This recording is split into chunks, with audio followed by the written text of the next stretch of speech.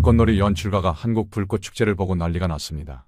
15년간 미국에서 최고로 인정받던 그가 한국 여의도에서 단 한 번 불꽃을 보고는 회사를 때려치우겠다고 선언했습니다.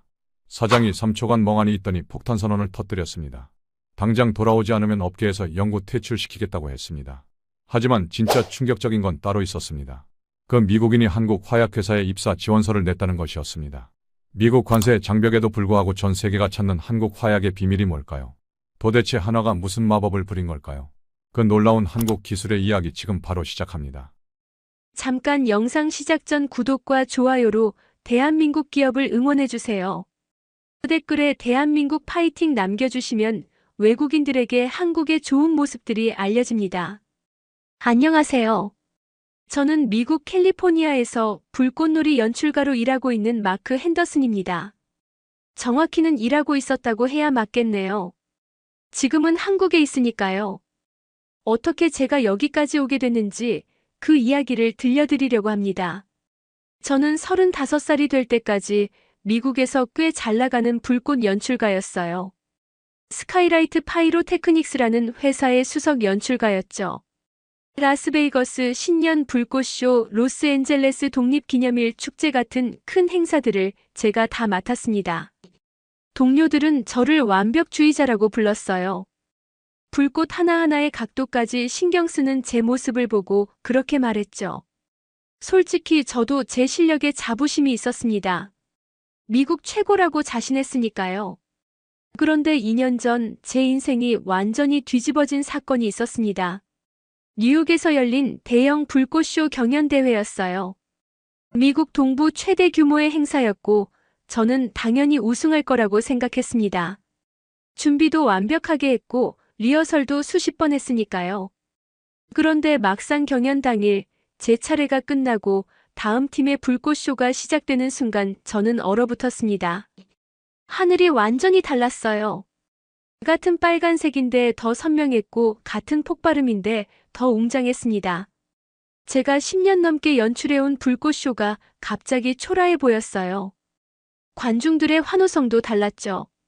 제 차례 때는 박수만 쳤는데 그 팀 차례에는 사람들이 소리를 지르며 열광했습니다. 결과는 당연히 그 팀의 압도적 승리였어요. 저는 경연이 끝나고 그 팀 연출가에게 물어봤습니다. 도대체 무슨 화약을 쓴 거냐고요? 그가 웃으며 대답했죠. 한화 화약이라고요. 한국 회사 제품이라고 했습니다. 그 순간 저는 묘한 감정이 들었어요. 열등감과 동시에 호기심이랄까요? 한국?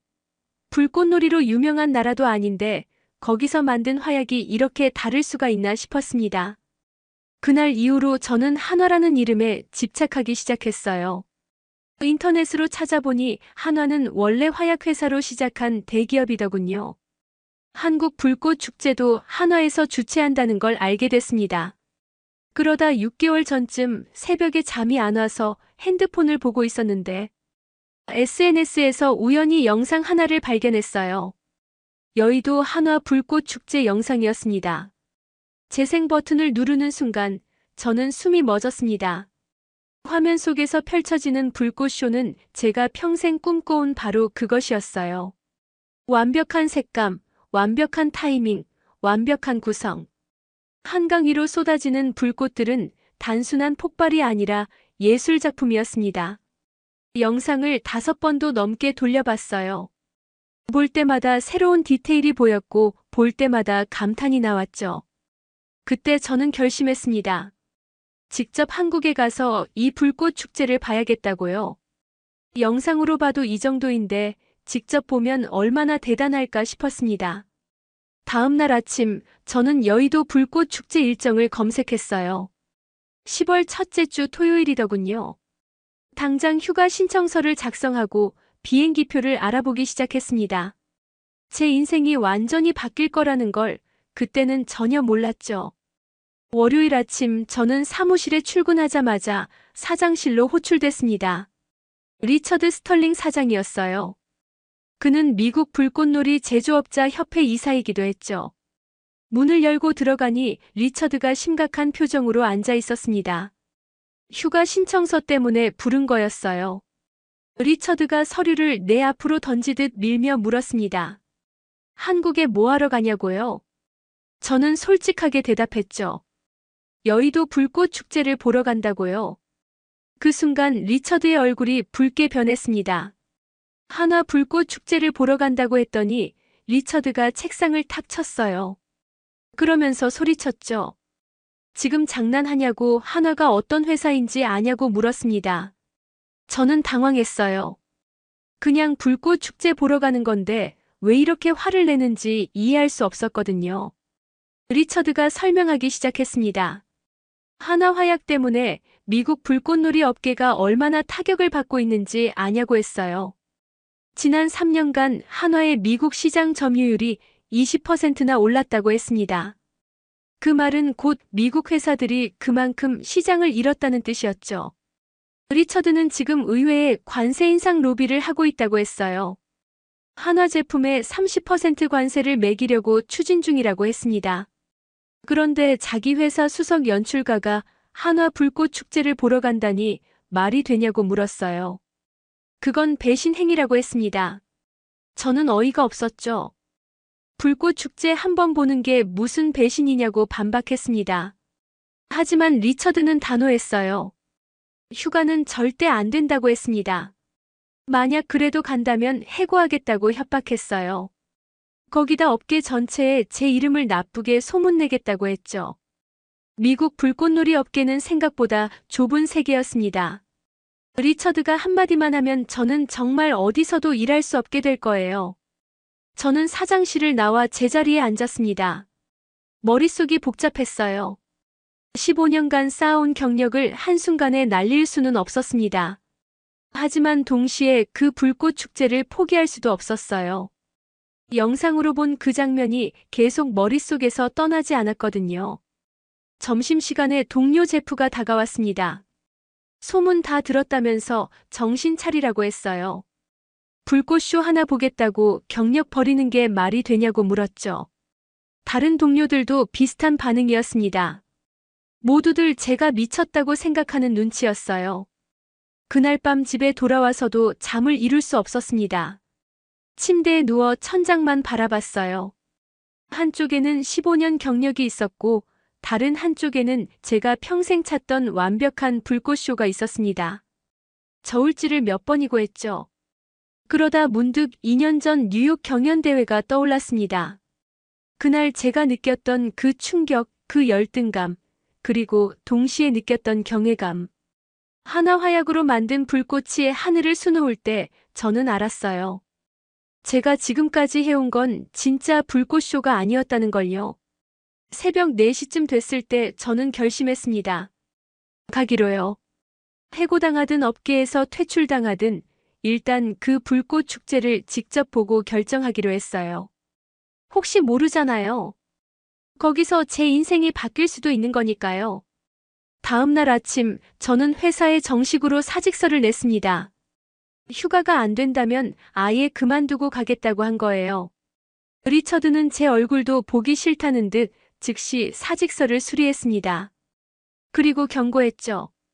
미국 업계로 돌아올 생각은 하지도 말라고요. 동료들은 저를 미친 사람 보듯 했습니다. 하지만 저는 이미 인천행 비행기표를 끊은 뒤였어요. 인천공항에 도착한 건 목요일 오후였습니다.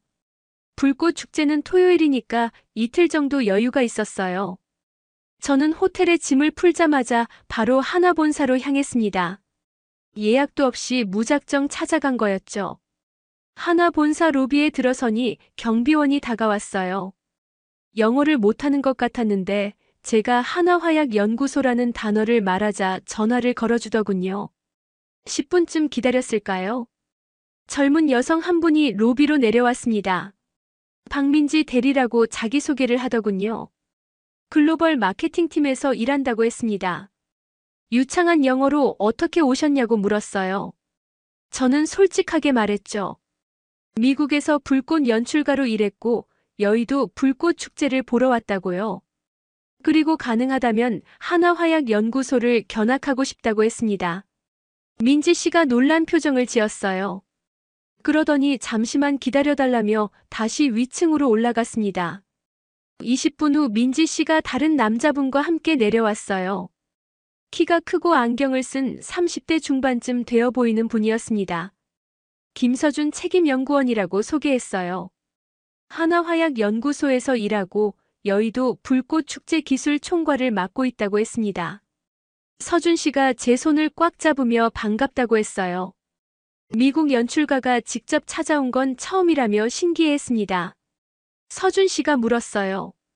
정말 연구소를 보고 싶냐고요? 저는 간절하게 대답했습니다. 꼭 보고 싶다고 2년 전부터 하나화약에 대해 궁금했다고 말했죠. 서준 씨 얼굴에 환한 미소가 번졌습니다. 그러더니 당장 가자고 하더군요. 차로 30분쯤 걸려 경기도에 있는 연구소에 도착했습니다. 건물 안으로 들어가니 화약 냄새가 났어요. 익숙한 냄새였죠. 미국 회사에서도 맡던 냄새였으니까요. 하지만 연구소 내부는 제가 예상했던 것과 완전히 달랐습니다. 일단 규모가 엄청났어요. 미국 회사 연구소의 3배는 되어 보였습니다. 그리고 연구원들 수도 많았죠. 서준 씨 설명으로는 100명이 넘는 연구원이 이곳에서 일한다고 했어요. 모두 화약 전문가들이라고 했습니다. 서준 씨가 저를 한 실험실로 안내했습니다. 거기서 화약 샘플들을 보여주더군요. 빨간색만 해도 10여 가지 색조가 있었어요. 서준 씨가 설명하기 시작했습니다. 같은 빨간색이라도 발색 온도가 다르면 하늘에서 보이는 색이 달라진다고 했어요. 그의 눈빛이 완전히 달라졌어요. 불꽃 이야기만 나오면 완전히 다른 사람이 되는 것 같았습니다. 1시간 넘게 쉬지 않고 설명하더군요. 화약 배합 비율, 폭발 온도, 발색 메커니즘까지 세세하게 알려줬어요. 저는 그제야 깨달았습니다. 2년 전 제가 왜 졌는지를요. 미국에서 저는 화약을 그냥 도구로만 봤어요. 좋은 화약을 사서 잘 쏘면 되는 거라고 생각했죠. 하지만 하나 연구원들은 달랐습니다. 화약 자체를 예술로 보고 있었어요. 서준 씨가 또 다른 실험실로 데려갔습니다. 거기서는 타이밍 테스트를 하고 있더군요. 불꽃이 폭발하는 순간부터 꺼지는 순간까지 정확히 몇 초가 걸리는지 측정하는 거였어요. 5.1초 단위로 조정한다고 했습니다. 저는 충격받았어요. 미국에서는 1초 단위로만 계산했거든요. 그런데 한화는 5.1초까지 신경 쓴다니 믿기지 않았습니다. 서준 씨가 웃으며 말했어요. 우리 화약은 세계 최고라고, 그래서 세계 최고의 정밀도를 추구한다고 했습니다.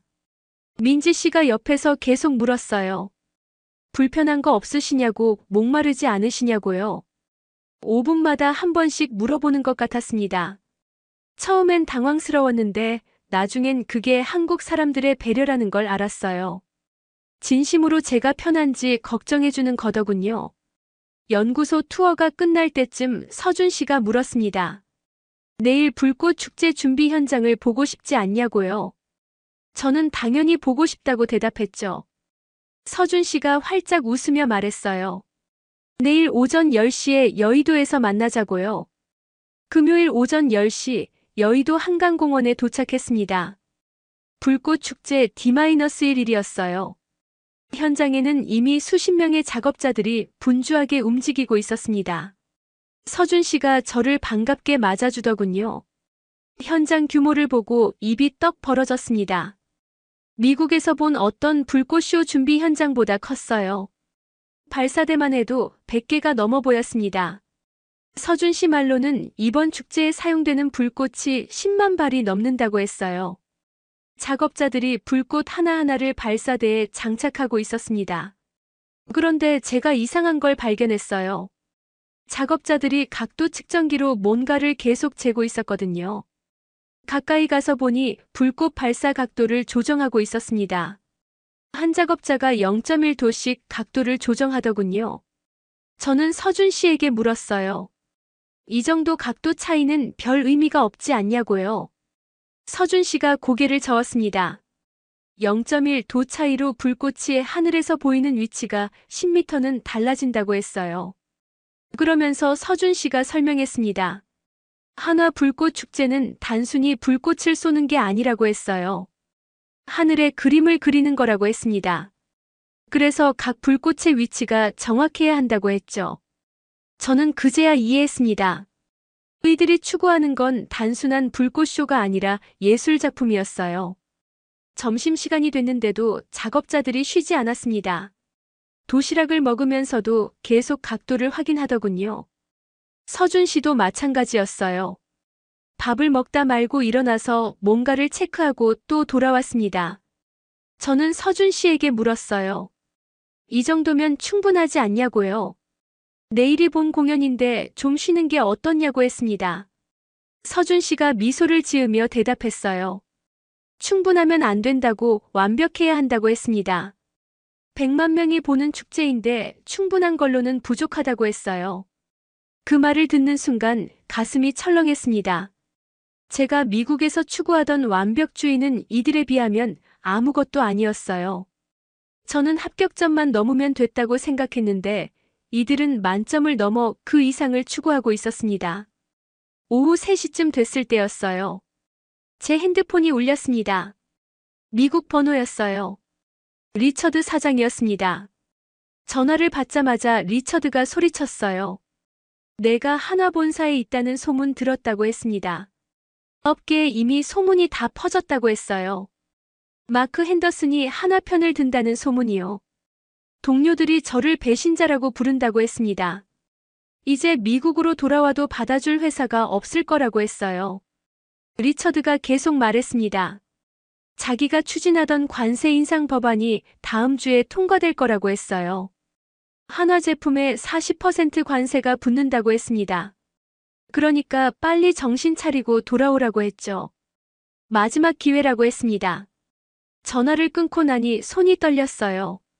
업계에서 완전히 매장당할 거라는 현실이 실감났습니다.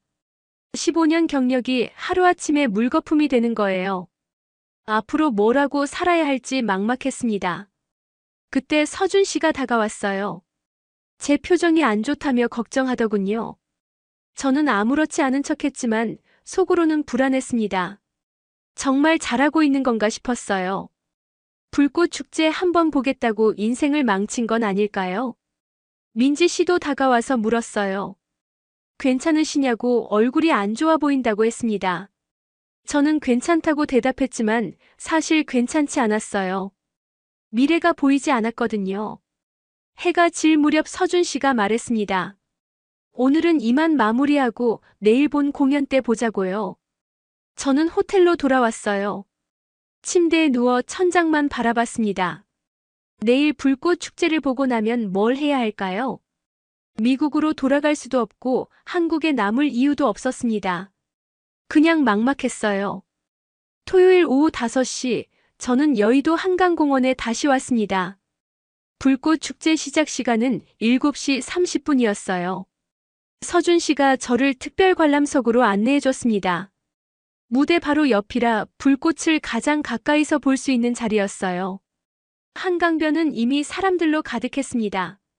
100만 명이 넘게 모였다고 했어요. 저는 태어나서 이렇게 많은 사람이 모인 불꽃 축제는 처음 봤습니다. 미국에서도 큰 행사들을 많이 했지만 이 정도 규모는 아니었거든요. 해가 지고 어둠이 내려앉았습니다. 사람들의 웅성거림이 점점 커졌어요. 기대감이 느껴졌습니다. 저도 가슴이 두근거리기 시작했어요. 드디어 제가 2년 동안 꿈꿔온 순간이 왔습니다. 7시 30분 정각 카운트다운이 시작됐습니다. 5, 4, 3, 2, 1. 그리고 첫 불꽃이 하늘로 솟구쳤어요. 쿵 하는 소리와 함께 하늘이 빨갛게 물들었습니다. 그 순간 저는 숨이 멎었어요. 영상으로 봤던 것과는 차원이 달랐습니다. 색의 선명함부터가 달랐어요. 같은 빨간색인데 제가 미국에서 봤던 어떤 빨간색보다 진했습니다. 마치 하늘이 타오르는 것 같았어요. 연속으로 불꽃들이 쏘아 올려졌습니다. 파란색, 초록색, 노란색, 보라색. 각각의 색이 완벽하게 구분됐어요. 미국에서는 색들이 섞여서 탁해지는 경우가 많았는데 한화화약은 각 색이 독립적으로 선명하게 빛났습니다. 음악이 시작됐어요. 클래식 음악이었습니다. 그리고 불꽃이 음악에 완벽하게 맞춰 터졌어요. 음표 하나하나에 불꽃 하나하나가 대응했습니다. 음악이 고조되면 불꽃도 화려해졌고, 음악이 잔잔해지면 불꽃도 부드러워졌어요. 저는 그제야 깨달았습니다. 이게 바로 예술이구나. 단순히 화약을 폭발시키는 게 아니라 하늘에 음악을 그리는 거구나.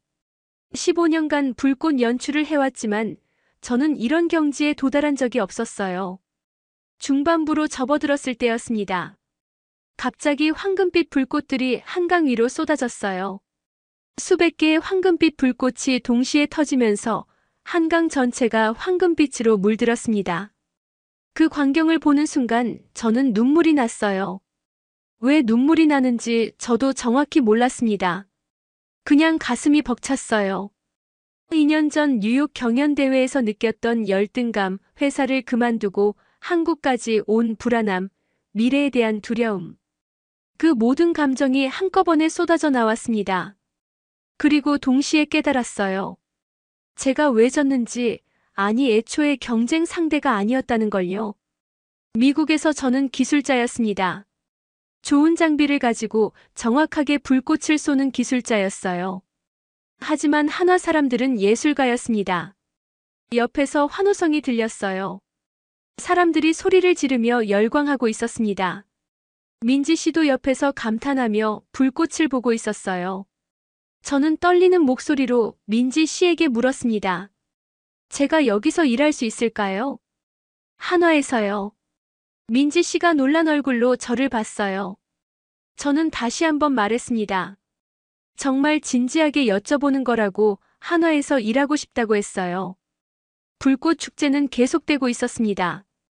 클라이맥스 장면에서 수천 개의 불꽃이 동시에 터졌어요. 하늘 전체가 불꽃으로 가득 찼습니다. 그 순간 저는 확신했어요. 여기가 제가 있어야 할 곳이라고요. 민지 씨가 말했습니다. 월요일에 정식으로 인사팀과 면담을 주선해주겠다고요. 서준 씨도 적극 추천해주겠다고 했습니다. 저는 고맙다고 말했어요. 그리고 다시 하늘을 봤습니다. 마지막 불꽃들이 한강 위로 쏟아지고 있었어요. 월요일 아침 저는 정장을 차려입고 한화 본사로 갔습니다. 인사팀 면담이 잡혀 있었어요. 민지 씨가 회의실까지 안내해줬습니다. 인사팀 차장님과 서준 씨가 이미 자리에 앉아 계셨어요. 면담은 생각보다 순조로웠습니다. 차장님이 제 경력을 높이 평가해 주셨어요. 미국에서 15년간 수석 연출가로 일한 경력은 분명 가치가 있다고 했습니다. 서준 씨도 적극적으로 저를 추천해 줬어요. 하지만 문제가 있었습니다. 비자였어요. 차장님이 설명하기를 외국인을 정규직으로 채용하려면 취업 비자를 받아야 한다고 했습니다. 그 과정이 최소 한 달은 걸린다고 했어요. 게다가 승인이 안 날 수도 있다고 했습니다. 저는 조금 불안해졌어요. 한 달 동안 한국에 머물면서 비자를 기다릴 여유가 있을까요? 호텔비도 만만치 않았고 무엇보다 미국에서는 제 평판이 바닥을 치고 있었습니다. 돌아갈 곳도 없는데 비자마저 안 나오면 정말 난감했어요. 차장님이 제안했습니다. 일단 해외 자문위원 형태로 계약을 하자고요. 정규직은 아니지만 한화와 공식적으로 일할 수 있는 자격이라고 했어요. 급여도 나오고 비자 신청에도 유리하다고 했습니다. 저는 당연히 좋다고 했죠. 그날 오후 저는 호텔로 돌아와 미국 동료들에게서 온 메시지들을 확인했습니다. 대부분 비난하는 내용이었어요. 한화 스파이냐는 메시지도 있었고 배신자라는 메시지도 있었습니다. 제프는 아예 연락을 끊겠다고 했어요. 가장 충격적이었던 건 리처드가 업계 단체 채팅방에 올린 글이었습니다. 마크 핸더슨은 미국 불꽃놀이 업계의 배신자라고 공개적으로 선언한 거예요. 앞으로 그와 일하는 회사나 개인은 협회 차원에서 불이익을 주겠다고 했습니다. 저는 핸드폰을 내려놓고 침대에 누웠습니다. 처음으로 외로움을 느꼈어요. 한국에서는 아직 아는 사람이 별로 없었고 미국에서는 완전히 고립됐습니다. 정말 잘한 선택일까 하는 의구심이 들었어요. 그때 핸드폰이 울렸습니다. 민지 씨였어요. 저녁 드셨냐고 물었습니다. 아직이라고 하니까 같이 먹자고 하더군요. 서준 씨도 온다고 했어요. 저는 기분이 조금 나아졌습니다. 저녁 식사 자리에서 민지 씨가 물었어요. 한국 생활은 어떠냐고요? 저는 솔직하게 대답했습니다. 조금 외롭다고 미국에서 친구들이 다 등을 돌렸다고 말했어요. 민지 씨가 안타까운 표정을 지었습니다. 서준 씨가 말했습니다. 걱정하지 말라고 이제 우리가 가족이라고 했어요. 한화 식구들은 서로를 가족처럼 챙긴다고 했습니다. 저는 그 말이 그냥 위로인 줄 알았어요. 하지만 곧 그게 진심이라는 걸 알게 됐습니다. 다음 날부터 민지 씨가 매일 아침 문자를 보냈어요.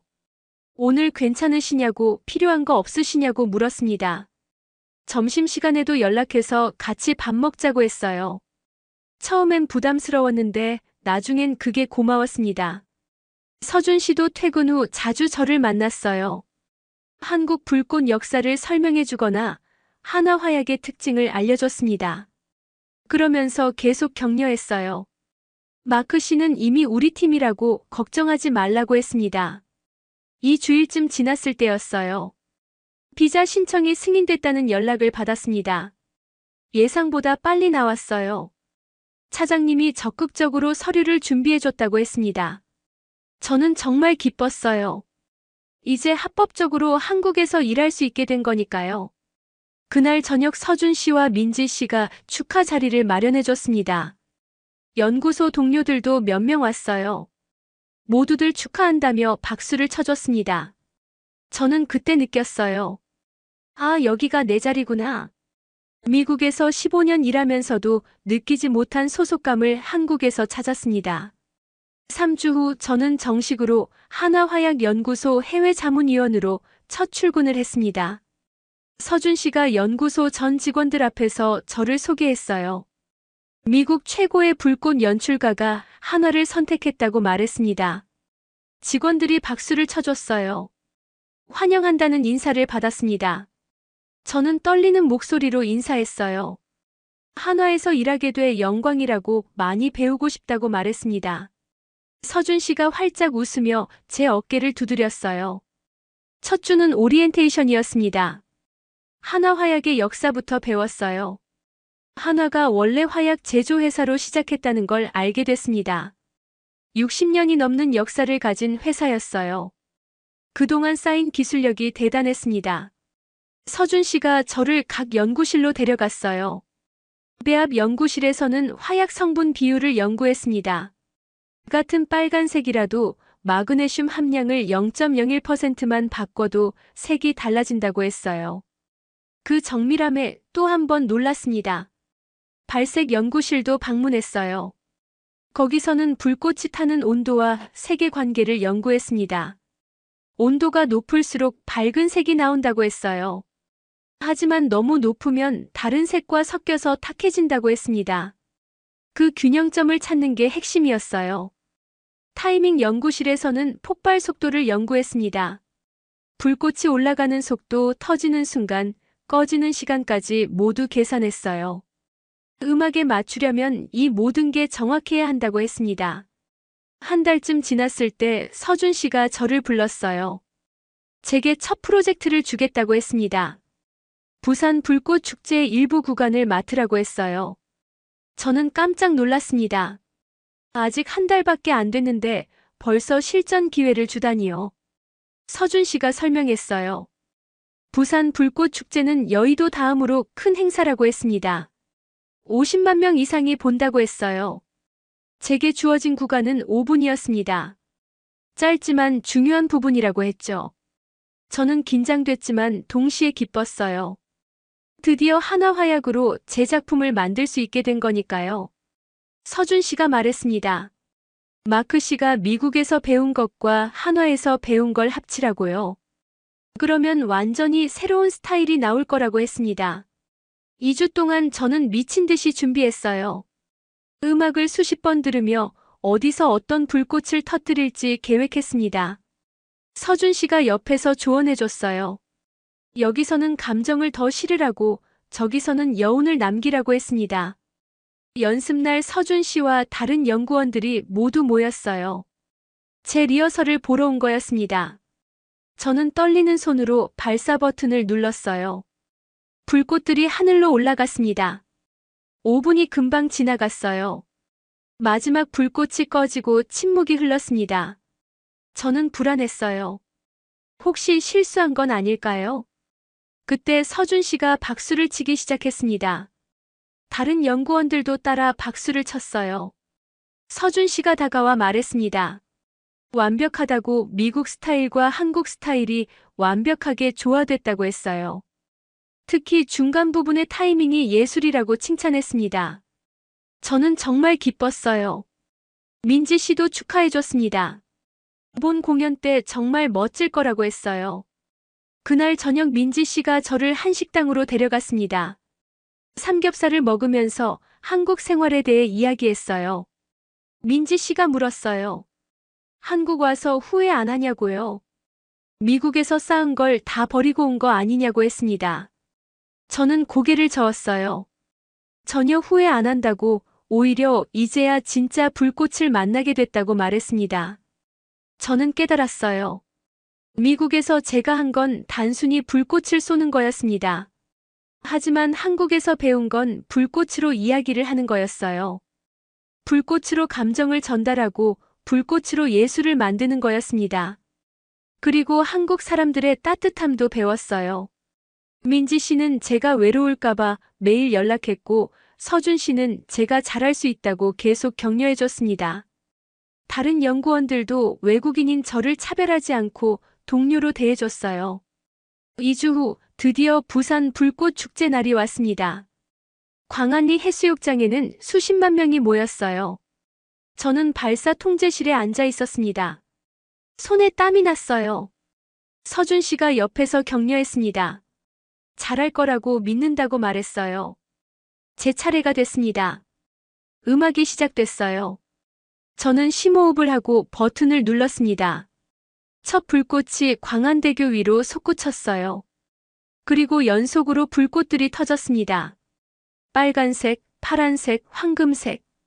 제가 2주 동안 준비한 모든 게 하늘에 펼쳐졌어요. 음악이 클라이맥스에 다다랐을 때 마지막 황금빛 불꽃들을 터뜨렸습니다. 광안리 바다 위로 황금빛이 쏟아졌어요. 그 순간 저는 평생 느껴보지 못한 감정을 느꼈습니다. 이게 바로 완벽함이구나. 기술의 완벽함이 아니라 마음을 담은 완벽함이구나. 제 구간이 끝나고 통제실에 환호성이 터졌습니다. 서준 씨가 저를 껴안으며 축하했어요. 완벽했다고, 정말 완벽했다고 말했습니다.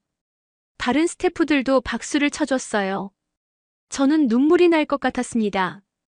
불꽃 축제가 완전히 끝나고 우리는 숙소로 돌아왔어요. 민지 씨가 마련한 뒤풀이 자리였습니다. 연구원들과 스태프들이 모두 모였어요. 맥주를 마시며 오늘 공연에 대해 이야기했습니다. 한 선배 연구원이 저에게 말했어요. 마크 씨 구간이 가장 인상적이었다고요. 미국 스타일의 대담함과 한국 스타일의 섬세함이 완벽하게 섞였다고 했습니다. 저는 감사하다고 말했어요. 그날 밤 호텔방으로 돌아와 미국에 있는 가족들에게 영상통화를 걸었습니다. 부모님과 여동생이 화면에 나타났어요. 저는 오늘 있었던 일을 신나게 이야기했습니다. 부모님이 걱정스러운 얼굴로 물었어요. 정말 한국에서 계속 살 거냐고요? 미국으로 돌아올 생각은 없냐고 했습니다. 저는 확신에 찬 목소리로 대답했어요.